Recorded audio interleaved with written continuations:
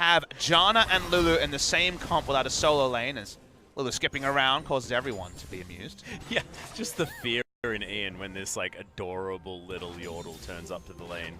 Oh, we better be scared. But the one thing you can take away is that at least Afreeca understand they know where their bread is buttered. Kramer has been their star more often than not this season. He's had a wonderful season from AD carry, and now he will have everyone trying to help him, everyone rotating through his lane. Look, there's already 4 of them. Yeah, Max already taking a fair bit of damage here as well. Kramer is going to prioritize trying to get the damage on top of him. Oh, it could have gone over to Kramer, but nope. Spirit wants to pick that one up. They're looking for another one as Maha was looking for it. Rocket jump, that's a full Goomba stomp. As ADD's trying to clean up, Spirit is exceptionally low, doesn't have a flash, but he does have a shield. And Kled not going to survive. Oh, he almost does get a return kill, but there's the flash from Ian. Kramer over to the side. Seismic Shove doesn't find the goodness, but that's a double buff Tristana chasing after a Syndra that had a level advantage. And even scarier, it's a 2-kill Tristana now, picking up the maximum value. There's Spirit. He's hyped in the booth. They took a big risk, Atlas. They probably did not want to show this until future matches, something that he's been preparing in solo queue. But Game 5 is the time you throw out the Joker cards. Some people call them hidden picks. Joker card is right when it's a Lulu jungle. And when you have Janna's shield and Lulu's shield, that early in the game, they pull off the dive expertly. Well, Marin does need to be a little bit careful here. Has to flash out of the way of a barrel from beyond. So, not so good, but at least ADD doesn't have his flash available as well, so not going to be punished too much for that one. And the Relic Shield turns into a damn BF sword at 4 minutes. Good God. And look at the long sword from Maha. I feel like they should have a name change to Little Sword for that one, because it just does not really look like much of a long item in the backpack of Maha right now, because Kramer is so big. Have His I little cauldron cannon as well, it's adorable. I know, have I introduced you to minion waves you can't come to? Hi, I'm double buff Tristana with a BF sword. And I love that he got a kill with a rocket jump as well. That just looked fantastic. Spirit is doing his supportive style. Bot lane. Yeah, Dazzle going to come down onto Kramer, but he just flat out doesn't care. This auto attack lane damage. Party. Oh, I've seen this story before. It did not go well for MVP. Who's going to start the dive? Let's see who takes aggro. Well, Max. Maybe Janna. It's going to take a lot of damage. Kramer's going to pick up that kill. The rest of MVP a little bit slow, but they do make it down. Really great Howling Gale comes out from Tucson as they do even this one out. Oh, good dodge. Tucson actually navigating this Janna play fantastically well. Some question marks for his earlier play on other supports, but did look great in the Janna game and has turned it up once again. Marin going to get pulled back. Not having the most fantastic time against the Kled. Not a fantastic matchup for Jarvan, but he does fine in it, and you have the all-in potential. I guess the all-in potential with Lulu is a little bit of a different thing to talk about, but the wild growth there for interrupts is useful. Marin knows what he has to do. He just needs to be Smeb-esque and choosing the right engages later, as Kramer's confident enough to walk up to Beyond. Replaces the control ward there as well as Kuro. Clears out this wave just fine. He's ahead by a few CS there as well. Double Doran's Ring going to be picked up as ADD taking a lot of damage from Spirit. He doesn't have a huge health bar, but that's the charge being brought out. Does not work on charge, by the way. Oh, that was cute. Kuro didn't pick the right direction, and ADD makes it out with an adorable little S. Yeah, Spirit thought Polymorph would work, but Polymorph does not stop the charge, so ended up being a cooldown wasted, and you're right, the routing from Skull worked out very well. This goes back to lane. It's like, hey guys, what's going on here? Yeah, I meant that. Totally meant that. It's fine. But I like that it's Kramer focused. If you're going to go out as a Freak of Freaks, go on in a Kramer focused comp, because that's what's got you most of the advantages. Is on the Tristana, which is so much stronger. There was one criticism of the Twitch Janna Relic Shield strat. It's that Twitch is too weak a laner to make it work. It's too much tunneling on. Imagine how strong a Hurricane and Ardent Sense Twitch will be, without just realizing you're just going to lose lane by a million CS. This time, he's got the kill, so it's not necessarily going to be a great scientific experiment, but it is better in theory than what happened before. I missed a cannon creep, though, so I think it's all out the window. Kramer and Tucson now just going to shove out this wave, and it's going to be a steal. Ian happily take... Oh, he was so excited. Oh, no. Whew, that was close. Ian does get it with the last remaining auto attack. 8 CS the lead for Kuro, though, as he heads back to base, understanding that I don't think he has a blue buff anymore. In fact, there was a control ward by the Afrika Freaks, so they saw that one falling down. Lulu was jungling on the top side, so there was really not going to be a realistic contest. Spirit, because he spent so much time ganking, is behind in experience, but just now pings level 6. Double Feather's being thrown out by Maha, and he's farming at range, utilizing his mana here just because he cannot approach this wave. It's going to get harder and harder as Kramer gets that passive stacking up with an Eye of the Storm as well. Oh my goodness, this is so frightening. A bit idle done from Tucson, so he's going straight towards the Ardent Sensor this time. Not going to be finishing off any Eye of the Oasis or anything like that. The scariest thing to take away, Atlas, is that a Janna lane with a Relic Shield AD carry has entire control of where the waves are going. They can slow push, they can fast push, no ability for Maha and Max to walk up without significant jungle and top lane intervention. Having lane control as Relic Shield is a dream. It's the sort of thing that should happen 1 out of every 10 games. But when it's a 3-0-1 Tristana, this is the 1 out of 10, and this is the must-win best of 1 for Afrika Freaks to push forward. Yep, so far it's been working fantastically well. Spirit Lulu, the initial gank, that was the one that paid off, and that was the one that he needed to pay off as well. The win conditions set up now for the Afrika Freaks. MVP have won come from behind victories before, though. You cannot count them out when all's said and done. It was the clutch games that we saw them being able to win. Remember, their 4 matches that they won just before they lost against Ever 8 winners in their final match, they were all won very, very closely. This was an MVP that had to work for every victory that they picked up. And it wasn't any 4 teams. It was Samsung, Jinair, Afrika, and BBQ. So you might put your nose up at the BBQ victory, but they beat the other 2 teams vying for 5th and Samsung in that run. So MVP did have a very impressive rise. Why? Them going down 3-0 was not an expectation of me pre-series. Looked likely after 2 games. Here's the gank. Yep, ADD going to use the flash to get himself out of the way as Weaver's Wall was invested as well, maybe a little bit inopportunely. Relying on an interrupt on the charge. That came through, but the flash was available. Yep, not too bad. Okay, so Kramer clearing out some vision here as Kuro turns back up. Scout of the Week, thankfully, is going to get him off Ian, but still doing a fair bit of work. Is now Kramer in trouble. Didn't know which Yordle it was for a second there, as there was a big fat guy over the top. But MVP now finally with some space on this bottom side of the map. Back to the now normal Summoner Spell heal. When we saw Tucson play Janna in an earlier game, wasn't running the heal, but this game it's going to be heal on the Janna. It was heal on the Draven from Kramer in game 1. Yeah. In the maximum value from the wind speakers on that healing. Interesting. Kramer wanting to make sure that he has the cleanse. Understands that he's going to be the massive target and needs to get out of the CC wherever possible. Dazzle could be a problem. Other options, Bear Trap on a rope, I believe you can get out of. I'm not entirely sure how that one works, but cleanse flashes could come in. I was trying to look for the Janna Goldly, but just missed it there. I imagine it's pretty significant, as you'd expect. Getting the Relic Shield procs and also being first to walk up to the minion wave. Max will miss some of them because they have no ability to take 2v2s. And 4 assists, feeling pretty good as well. Now going to be able to go back and most likely pick up the Ardent Sensor, as that is a big shop. And that comes down very, very easily. And as soon as that was available, he picked it up. Oh God, Kramer. Zeal as well as the boots 2 picked up, and a luxury dagger. This is the dream for Tristana right now for the Afrika Freaks. No Ardent Sensor nerfs on patch 7.15 means that it is going to be a very formidable 2v2. Definitely proc that Taric ultimate early. Going to be necessary. Alright, working on a rushed Ardent Sensor himself, but not the same gold income. No. And thankfully there is another Executioner's calling coming out from Maha very, very early on, calling the fact that Tucson is going to be picking up that Ardent Sensor, wanting to deny some of that, but still, I'm not even all that sold on it, to be honest, because it puts your damage behind, and you can see these trades are always going to be going in the way, and you're not going to have that passive ability down, denying the healing. The Grievous Wounds aren't going to be there all the time. It's just a bit of a rough situation here for the bottom lane of MVP. Kind of feels like when people buy Cull when they're behind, right? And you're like, well, this isn't going to be that helpful, but sort of conceding.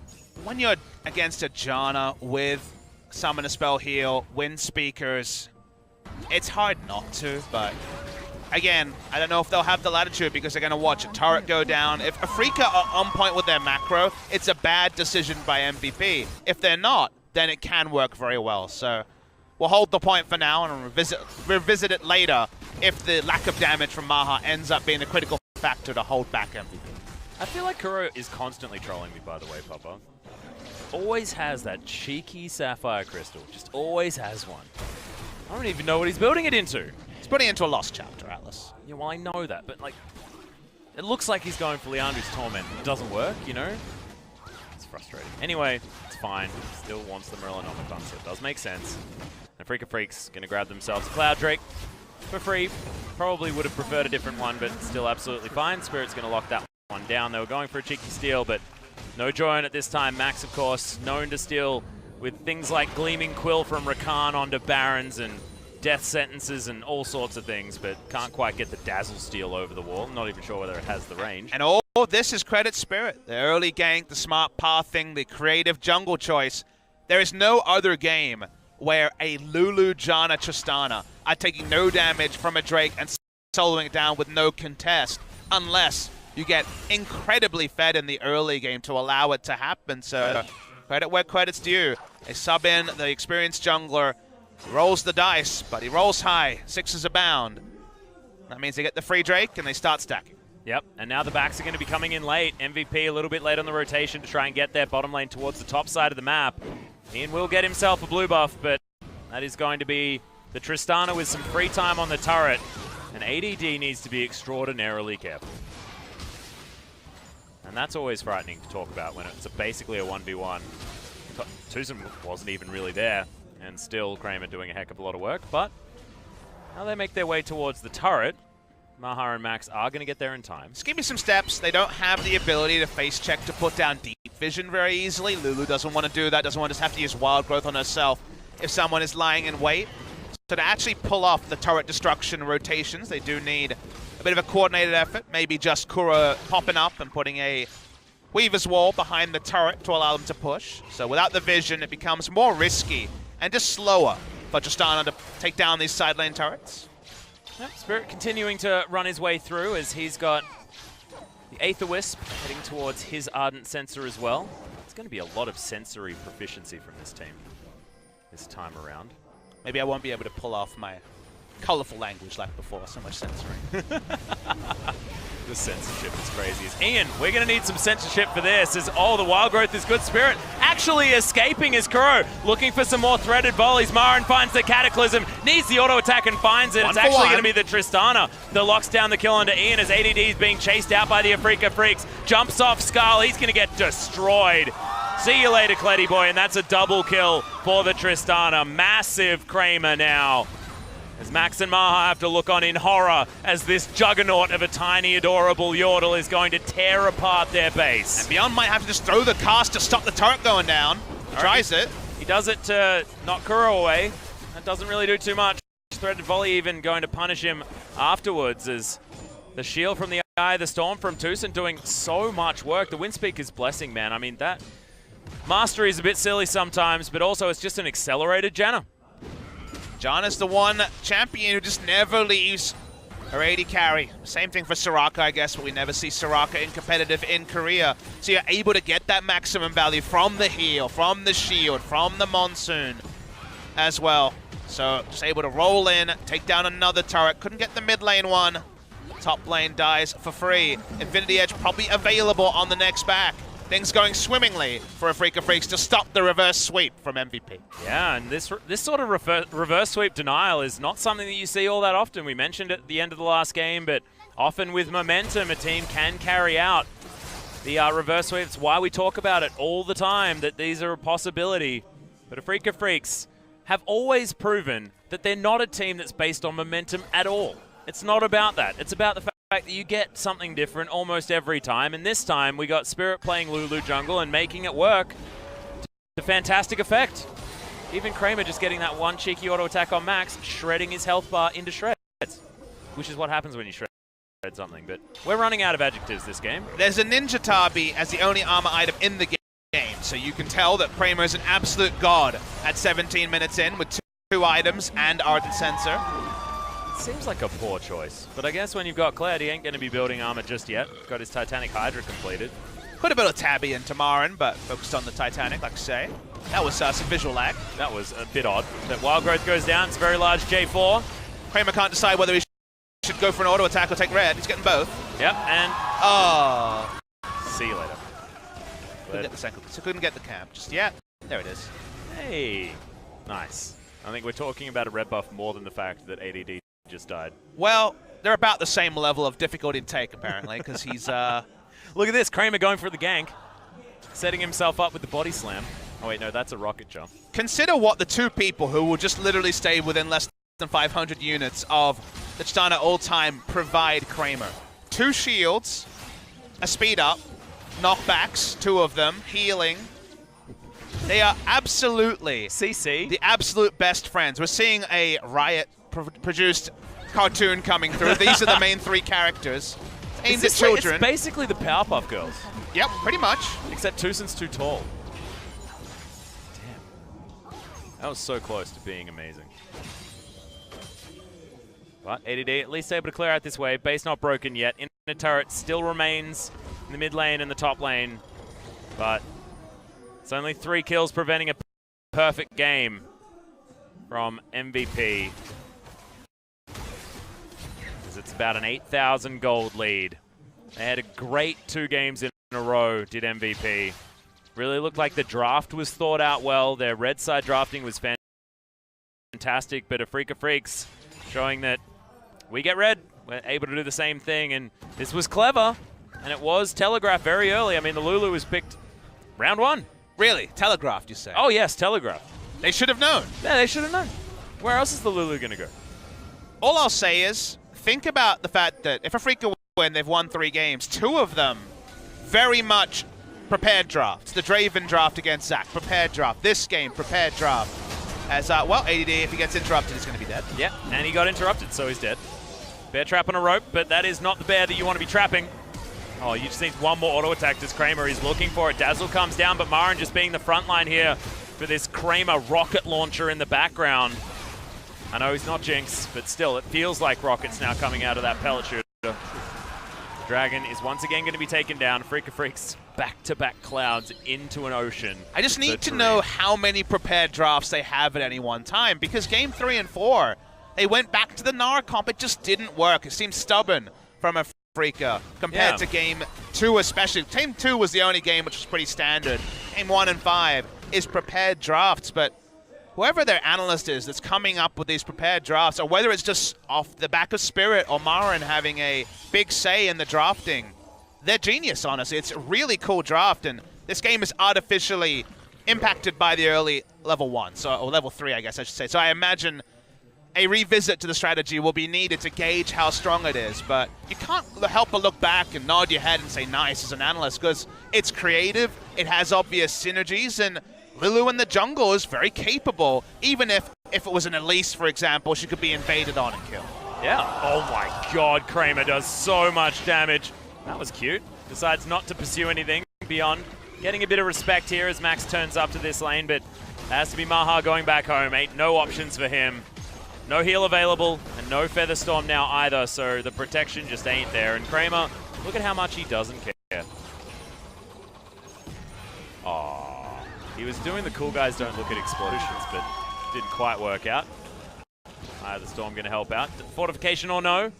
Doesn't seem to matter as a Freak of Freaks thinking about a Baron. You know where the love forever moment is, Atlas? He never sold the Relic Shield. He never sold it. He's still giving gold over to his AD carry as he turns on Baron. Almost can solo at this point. They turn off it though. That was a stupid amount of damage. Look at how much of a good time Kramer's having. This is the best game of my life. Having so much fun. And Spirit and Tucson are like standing underneath him, lifting up his carriage, you know, saying, yes, I understand. It's great fun for you. That was my I'm carrying something heavy sort of conversation. Of course, Kramer not heavy in that sense, but certainly is Tucson and Spirit that are helping out, making sure this Tristana is as huge as possible. We'll go for the defensive choice with the Hex Drinker that almost seems unnecessary, but getting popped by Syndra is probably the only way that the fun time you were alluding to ends. I believe he could just build a Warmox now if he wants to. Probably. Rage Blade also. Why not? Yeah, that would be the dream. Spirit wants it. Lots of pings going out from MVP. They know that this is Baron time. If it was MVP that were this far ahead, Baron would have been started ages ago. And they would have gone for that Smite War. Ward's being cleared. Freaks. They've got the 3 members that can take down the Baron. I believe that Kramer could probably almost tank it and then just get lines of shields. Frika have taken their foot off the gas just a little bit. Solo Q pick from Spirit finally comes into competitive. The early game goes better than expected, and right now we're just looking at more kills being layered on mostly. Yep, Ian also getting, oh my god, that Buster shot. Aptly named, and at the same time, the Kled is going to fall down on the other side of the map.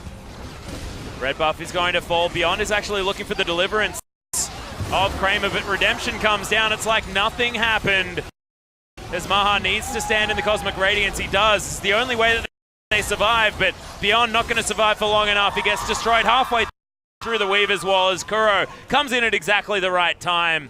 The Freaks had taken down the turret, but now with 3 members dead, one of them being the jungler, this looks like one of the freest Barons that we have seen so far. And we saw some pretty free Barons.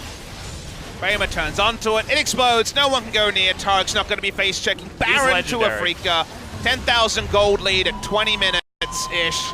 Gets up to a 13,000 gold lead with a Baron if you don't mind, a couple of Drakes as well. He rolls in, utterly unstoppable, throws in a more Malmortius. And you know, you're right, he could have built whatever he wanted, but the best thing about the Maw and the Hex Drinker earlier is that it's time to start rocket jumping in at every opportunity, because he's not scared of anyone. Yep, look at that. Just throws the cleanse in there and then flashes on top of him. That was the most unnecessary use of the Buster shot, because I think that explosive shot was going to kill him regardless, but I still like it. Style points come down as Kuro finds the threaded volley onto ADD. He has to get the hell out.